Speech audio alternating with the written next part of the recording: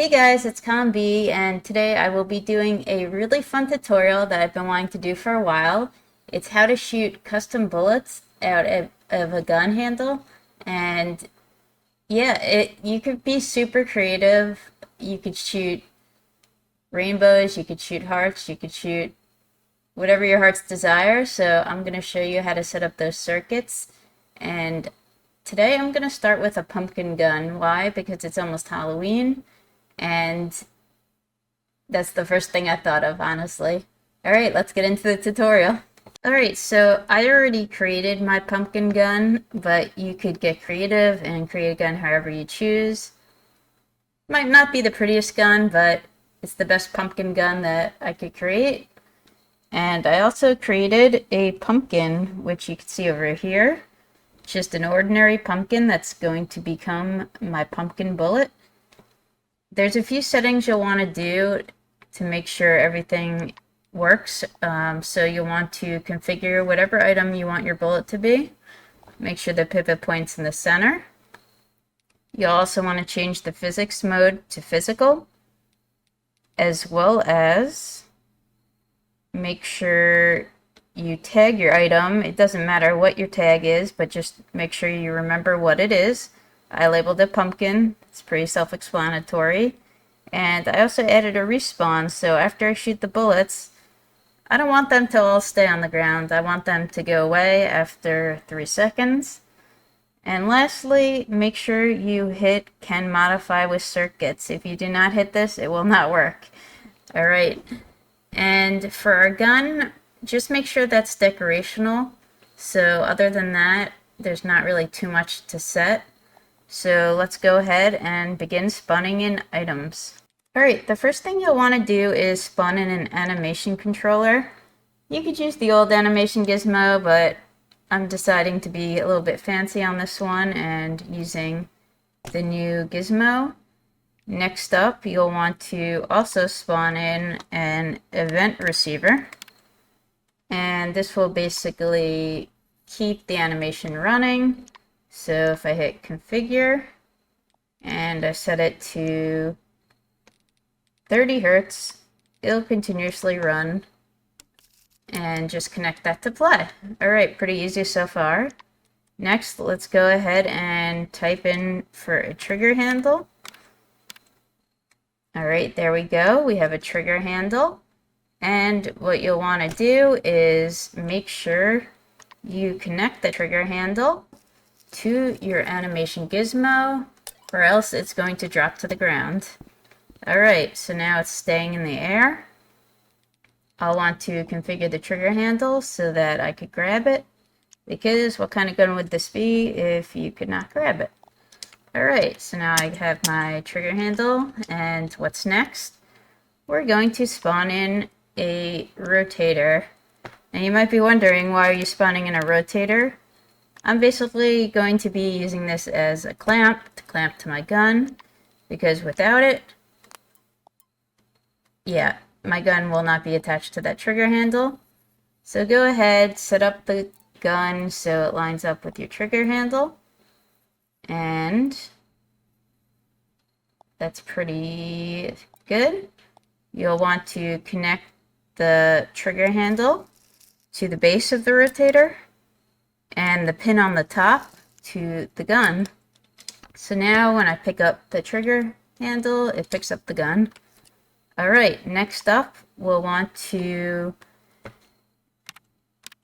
spawn in a trigger volume, and this isn't really going to be triggering anything. I'm using it more to know where the top of my gun is, so let's go ahead, spawn that in. You will want to rotate it so that the blue is facing outwards. And there we go. We got our trigger volume. We'll also want to move that away so we could start linking things up. Alright, so now let's get into the actual mechanics. I just need to take this trigger volume and attach it to the clamp, and there we go. Alright, let's spawn in a few items. We'll want to find a get position.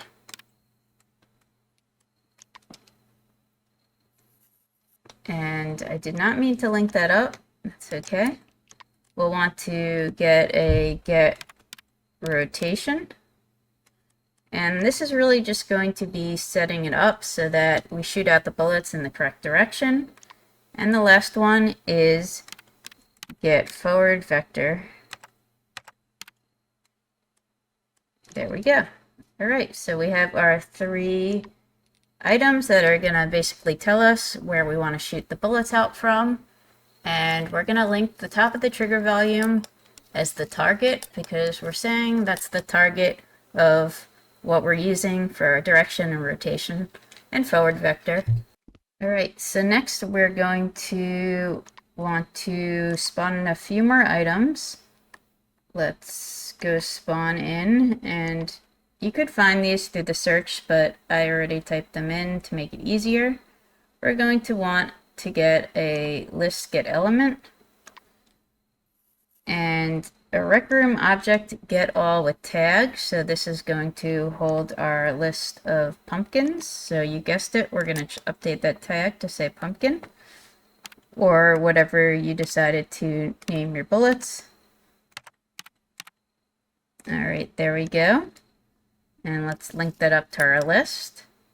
We'll also want to have a greater than or equals to chip because we're going to cycle through the bullets and we're going to say if we have 10 bullets, if you hit bullet 10, then you're going to want to go back to bullet 1. All right, a few more items. We're going to want to get a int variable.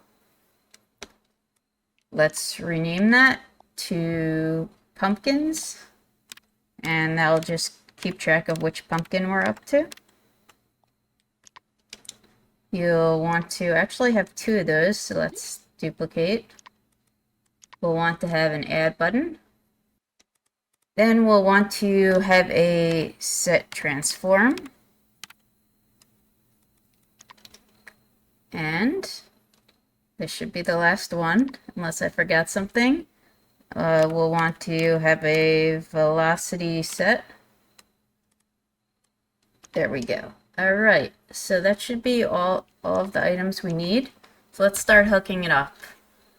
I have this trigger handle. When I press the trigger handle, it's going to, well, I'm missing an if chip. All right, let's go add that if chip because without the if chip, this will not work. All right, there we go. All right, if you press the trigger handle and the number of pumpkin is greater than or equal to 9, and the reason we do 9 is because indexes start at 0. So if the pumpkins is greater than 9, then we want the pumpkins to be 0, else we want to have the pumpkins be the value plus 1. So this will bring us to the next pumpkin. And there we go, it'll feed into this loop.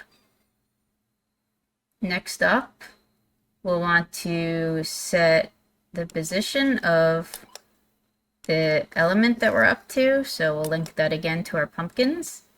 The position, rotation, and direction that gets linked up to our trigger volume. And we'll want to connect both of these pumpkins because whether it's 0 or 9 or less than 9, we'll want to output a set transform for our bullets.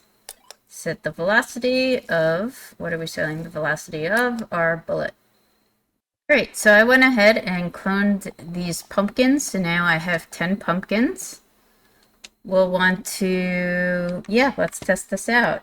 So you'll see if I click the trigger, it's gonna launch those pumpkins, but you know what? I actually think it's going a little bit too slow, so let's go change that velocity set, and let's change it to maybe 35. Okay, let's try this again. Oh yeah, that might be a little too fast. All right, let's change it to maybe 25. That should be good. Oh yeah. Alright, so let me show you how this is all set up. If I grab the trigger handle and I click, it's going to say, let's find out what number pumpkin we're up to. Right now we're up to 5. If it's less than 9, then we're going to want to take the next pumpkin bullet. If it is 9, then we're going to want to reset back to 0 so it does the cycle all over again. Alright, next up, it's going to get that number pumpkin with the get element, and it's going to get it from this list of recroom objects with the tag pumpkin. Okay, so once we get which pumpkin number we're up to, whether it's 0 or anywhere between 0 and 9, it's going to transform the pumpkin from the list element to the position and rotation of this little trigger volume I have, and it's going to set how fast it goes to 25. Alright, so I will be listing this pumpkin blaster for sale, and I will have all the circuits shown, so if you did have trouble following along or you just want to see it as an invention, feel free to go ahead and download that. I will probably call it Pumpkin Launcher. Hope this helped you out, and leave a like, comment, and I'll see you for the next video.